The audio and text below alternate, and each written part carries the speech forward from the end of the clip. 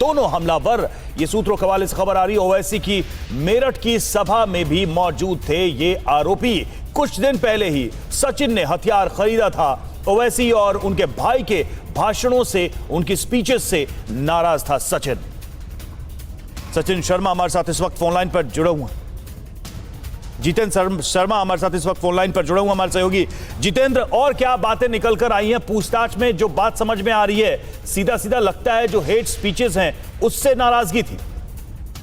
जी बिल्कुल रवि, देखिए पूछताछ के दौरान एक बात बिल्कुल साफ हो चुकी है कि सचिन और उसका जो दोस्त है, ये दोनों वैचारिक तौर पर बेहद कट्टर है और एक तरीके से इनको सनकी भी कहा जा सकता है। और पिछले कई दिनों से लगातार ओवैसी जहां भी जाते थे, जिन भी जनसभाओं में या जनसंपर्क अभियान के लिए निकलते थे, हर जगह वहां पर जाकर इनको फॉलो करते थे।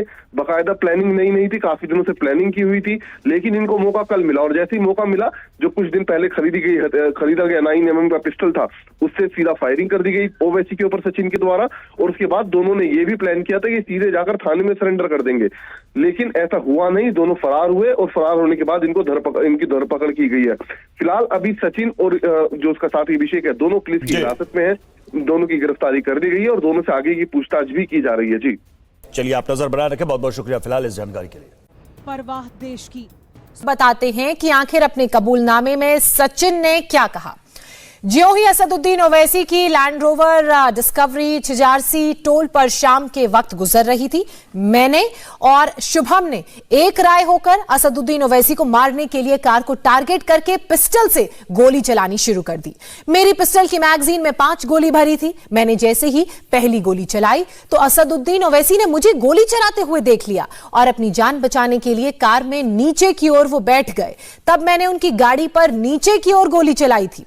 मुझे यही उम्मीद थी कि असदुद्दीन ओवैसी को गोली लग गई होगी। इंडिया टीवी हर वक्त हर जगह डाउनलोड करने के लिए सर्च करें इंडिया। तो नहीं करूंगा, ये सबके लिए छोड़ रहा हूं, क्योंकि जहां तक मुझे मालूम कि मैं 2 मर्तबा का विधायक हूं, 4 मर्तबा का सांसद हूं, और अगर इस तरह से अगर राजनीति आगे बढ़ेगी कि टोल गेट पर गाड़ी रुकती है और 4 राउंड गोलियां चलाई जाती हैं। लोकसभा स्पीकर ने ओवैसी की सिक्योरिटी बढ़ाने का निर्देश दिया था। ओवैसी पर खतरे को देखते हुए उन्हें Z कैटेगरी की सुरक्षा दी गई है। आज सुबह ही ओवैसी के दिल्ली वाले घर पर सीआरपीएफ की एक टीम पहुंच गई, लेकिन ओवैसी ने पार्लियामेंट के अंदर और बाहर बयान देकर साफ कर दिया कि उन्हें सरकार से Z कैटेगरी की सिक्योरिटी नहीं चाहिए और वो अपने खर्च पर बुलेट प्रूफ कार और हथियार रखना चाहते हैं। मैं Z कैटेगरी सिक्योरिटी नहीं चाहिए मुझे, मैं हरगिज नहीं चाहिए मुझे। मैं 94 से पॉलिटिक्स में हूं, मैं आजाद जिंदगी गुजारना चाहता हूं। मैं घुटन के साथ जिंदा नहीं रह सकता इस दुनिया में। मुझे जिंदा रहना है तो अपनी आवाज उठाना है, मुझे जिंदा रहना है तो सरकार किसी के उनके खिलाफ बोलना है, और अगर गोली लगती है तो मुझे कबूल है, मगर मैं घुटन की जिंदगी नहीं गुजार सकता। सर, मेरा मानना यह है कि संविधान में अगर देश के गरीबों को, मजलूमों को, अल्पसंख्यक समाज को सिक्योरिटी मिलेगा तो मुझे मिलेगी। आपकी चिंता हमें है ना सर, मैं सिक्योरिटी दे रहे हैं सर आपको नहीं। सर, देश के गरीब बचेंगे तो मैं बचूंगा। ओवैसी की जान इखलाक पीलू से बढ़कर नहीं है सर। मैं नहीं लूंगा सिक्योरिटी, मैं Z कैटेगरी नहीं चाहता हूं सिक्योरिटी। मुझे A कैटेगरी का शहरी बनाइए आप, मुझे एक कैटेगरी का शहरी बनाइए ताकि मेरी और आपकी जिंदगी बराबर हो। गृहमंत्री अमित शाह को आप खत लिखने जा रहे हैं, क्या मांग करेंगे? हम उस बात का उनसे रिक्वेस्ट करेंगे कि हमको दिल्ली में एक बुलेट प्रूफ गाड़ी हम अपने खर्चे से रखना चाहते हैं, आप उसका हमारा परमिशन दीजिए। हमारे पास एक आर्म्स का लाइसेंस है, हमको Glock weapon government of India दे, हम उनसे खरीद लेंगे। ये सरकारी सुरक्षा आप क्यों इनकार कर रहे हैं?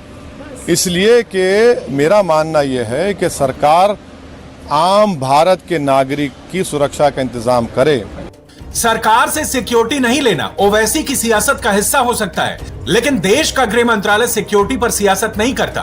गृह मंत्रालय थ्रेट परसेप्शन के मुताबिक महत्वपूर्ण लोगों की सिक्योरिटी को घटाता या बढ़ाता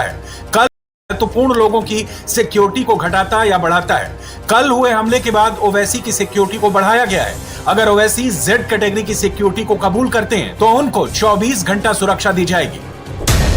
Z कैटेगरी में हथियार बंद कमांडोज सिक्योरिटी में तैनात होते हैं, जिन्हें ये सुरक्षा मिलती है। उनके काफिले में कम से कम 3 गाड़ियां होती हैं, जिसमें एक बुलेट प्रूफ कार भी होती है। सुरक्षा कर्मी हमेशा साथ रहते हैं और घर की भी 24/7 सुरक्षा करते हैं। असदुद्दीन ओवैसी ने अपनी सिक्योरिटी के लिए मना किया है, लेकिन इंडिया टीवी को मिली जानकारी के मुताबिक सीआरपी के 33 लोग इस समय जेड सिक्योरिटी के तौर पर असदुद्दीन ओवैसी के घर के आसपास भेज दिए गए हैं। हमारे ठीक